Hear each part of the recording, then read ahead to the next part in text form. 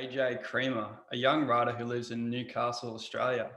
His debut novel, A Decent Life: Stories of Time, the Broken and the Corrupt, was published in August last year during the midst of the COVID-19 pandemic. It was remarkably prophetic for the time. The story is based in a world overcome by fear and tragedy, with the glimpse of a post-apocalyptic world on the horizon. The story is told from the perspective of a couple out to right the wrongs perpetrated in society. But besides the mayhem, there's powerful imagery and psychological lessons with many interpretations of them. This novel addresses many issues most of us ponder: right and wrong, good and evil, just and unjust.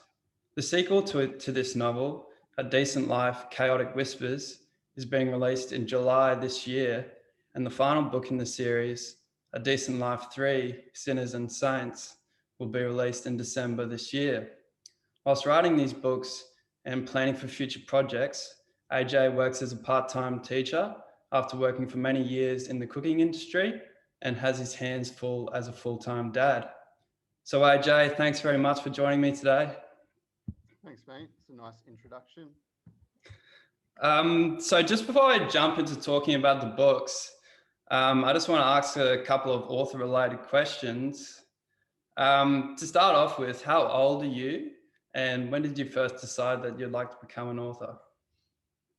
Sure, I'm 39. Yeah, March is my birthday, so right, yeah, just turned 39. First become an author. I always loved writing, just even as a child. It was only recently when like my job went back to 3 days a week and I sort of had the time to do it. So probably about 3 or 4 years ago, something like that. Yeah. So before you started writing the Decent Life series, did you attempt to do any other stories? Or just songs, man. I love thrash metal and heavy metal and just wrote like song lyrics mostly, not even for a purpose, just because they're in my head. Yeah. So was there a particular genre of writing that you sort of were focusing on before you started deciding, oh, I want to become an author? I liked books like, have you ever read Ben Elton's Time and Time Again? I've heard of his name. He's got a few books. I've never read his other works, but that book I loved, and like Fight Club, stuff like that. Yeah. So, yeah, those sort of dark, like Quentin Tarantino-y type things. Not that he's an author, but that sort of work. Yeah, that so not so much a genre. The first book, as you said, is like ends up in sort of post-apocalypse stuff. But usually I'd write to a theme, not so much a genre. Yeah. Did you ever consider writing under a pseudonym? As in for my name. Yeah. No, I want the credit, man. Yeah. Agree. No, yeah, I mean, people said it to me, but no, I want to put my name on my work. Yeah. Yeah. Yeah. So as your writing career has progressed, what's been your idea of literary success? Definitely my pre-launch went well. Like my first book has basically funded my second book, so that was a good starting point for an independent author. I don't know. It's a very, as we're talking before the interview, it's a very difficult industry to gauge exactly what success is. Yeah. I would, for starters, I'd like to publish all my works, which would be something like 12 to 14 books. So that's something I want to do, but that might be a 10 to 15 year type of goal. Yeah. There's financial stuff. Like if I could recover money that I have put in for things like lodging my business name, building a website, that'd be cool. But finance isn't really a like driving goal. Yeah. Yeah, I suppose peer recognition would be a thing. Like I really enjoyed, I got good reviews and competition. Like I haven't won, but like honorable mentions, just stuff like that. Yeah, Yeah. that's cool. Yeah. So how many hours a day do you spend writing and book marketing? Well, at the moment, book marketing's a solid 0, but writing, just because I'm editing my second book. But I mean, a fair bit. I don't really watch Netflix or anything like that overnight, so probably 2 to 3 hours, something like that. Yeah, sometimes more, sometimes less, depends what I'm doing. Yeah. So do you have Yeah. other authors that you're friends with and help become better writers and stuff? Just you, man. No, no. There's another guy, Neil Pattinson, who's a local author.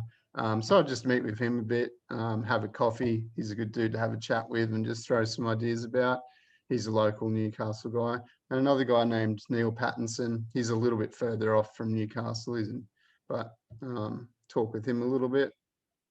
Just yeah, it's good though. They gave me some ideas about like short stories, entering short story competitions, which I would never have done because I don't know, just hadn't thought of it. Yeah. Have you ever done any short stories? No, I've always been geared towards longer stories. Me too.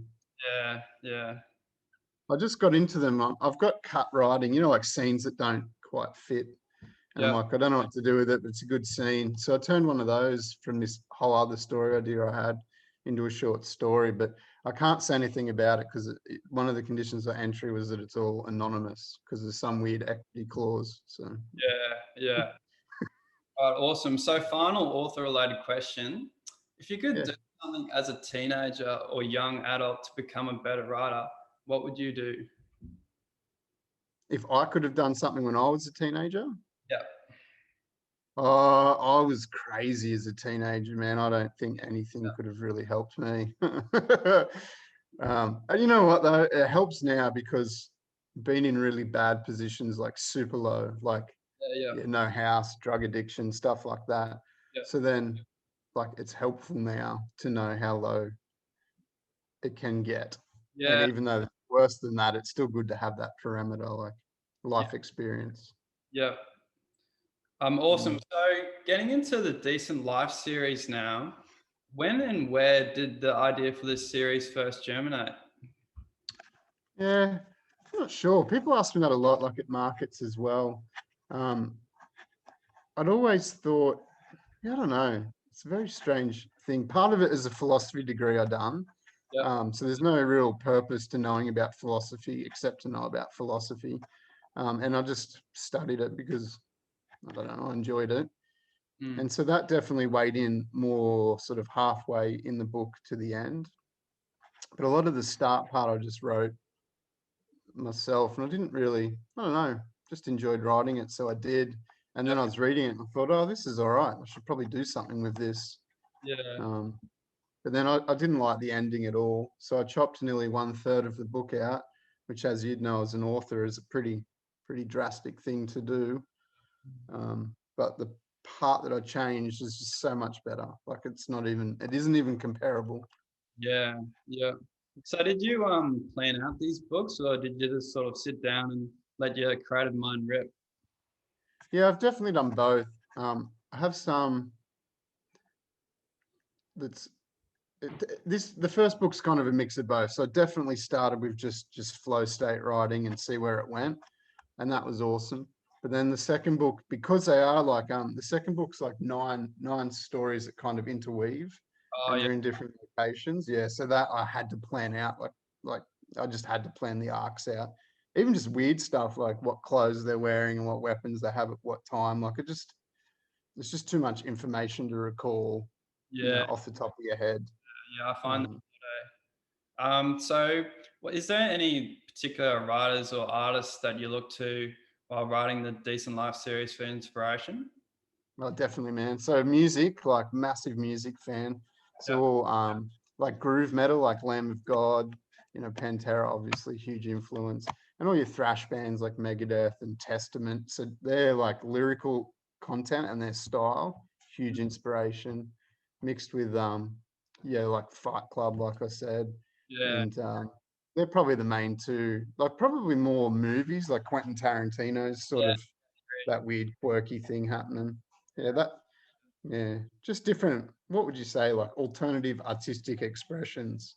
Yeah. And really strange one, but I also am a massive permaculture gardener, and that influences what I do a lot. Yeah, Yeah. That's a nice mix. You got permaculture and then you got this sort of heavy metal. yeah, kind That's of opposite ends of the spectrum. One's calm and the other's not. So nice. How do the books in the Decent Life series relate? Do certain characters reappear in each book? Yeah, so the first book focuses around two people. It's essentially a vigilante thing, the first one. And the second book, one of the characters who's a police officer in the first book ends up in like a dystopian thing, but their career as a police officer is pretty much irrelevant. Yeah. And yeah, there's, I mean, pretty much 9 different stories that interweave Yeah. and they end, yeah, it comes to a point, but I can't sort of say what the point is or it wrecks the whole book. Yeah. Yeah. Sweet. So tell me a Yeah. little bit about the characters that you created for the series. Did you model them around everyday people? Or were they sort of all very fictionalized? No, they're all centered around different themes. So, like, for example, resilience or anxiety or aggression or self-belief. Yeah. And so the thing chaotic whispers, that means it's all about like thoughts. And if you can control your own thoughts, you should be able to control your own actions, which is obviously quite difficult.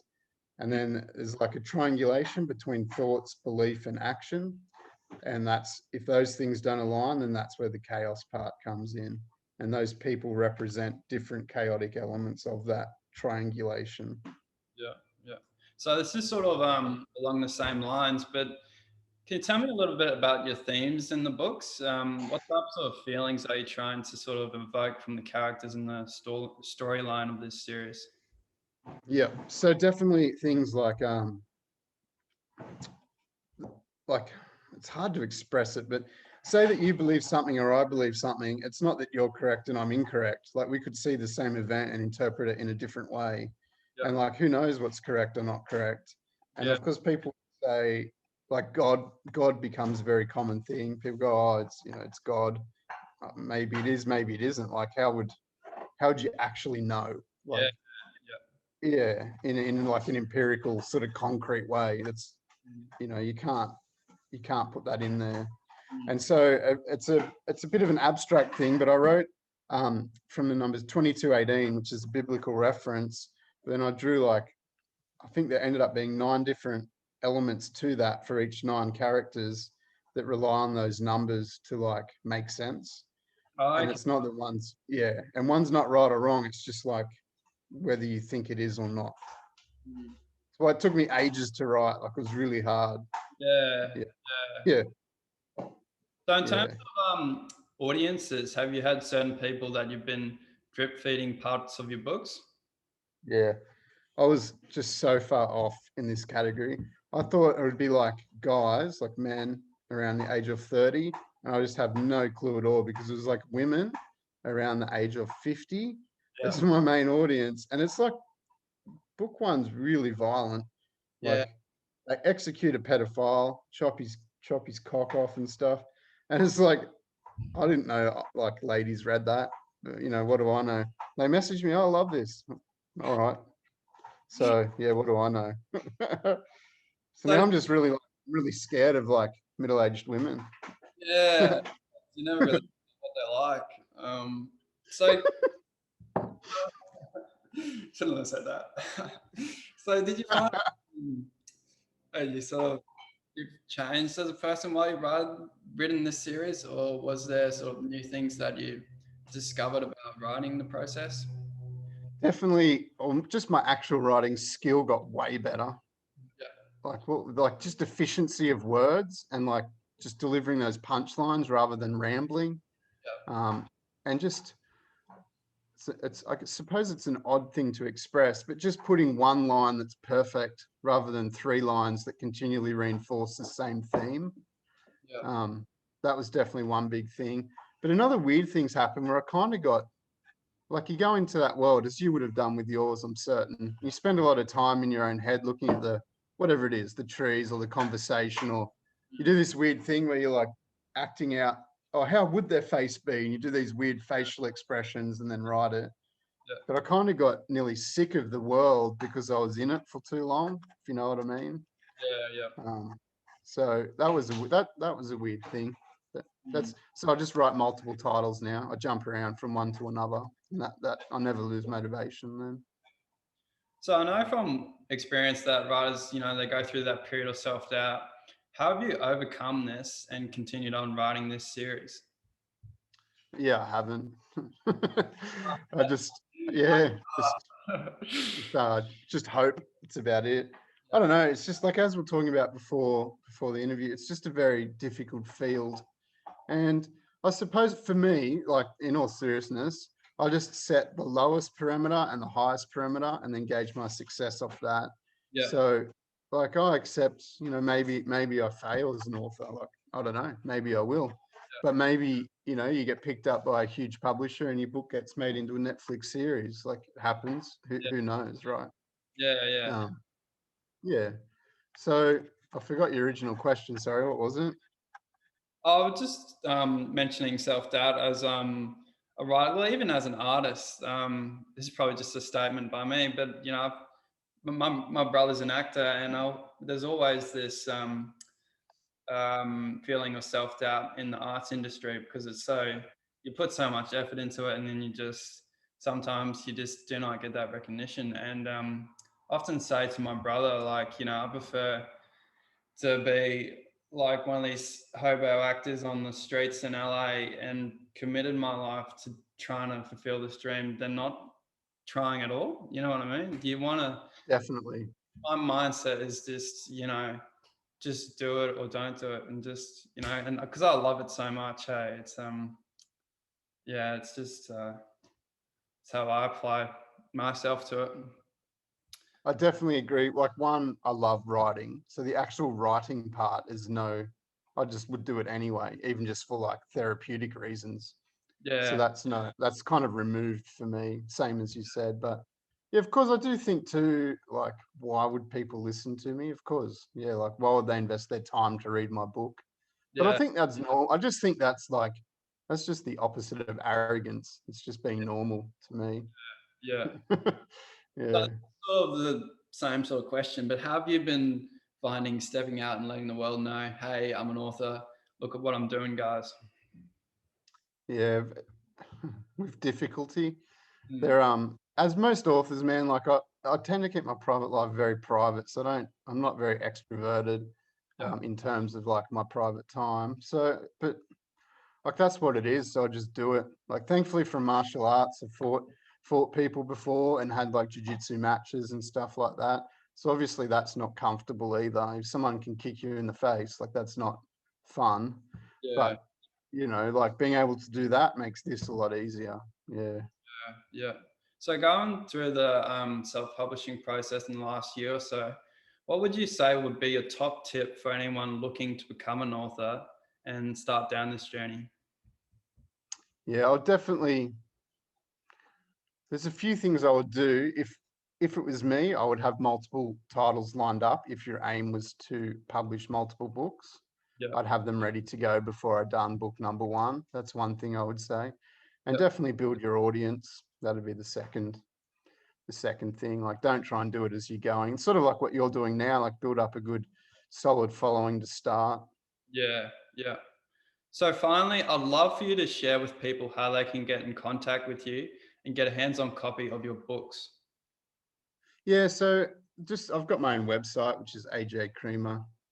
Everything under my name's AJ Creamer, Yeah, exactly like this. sweet.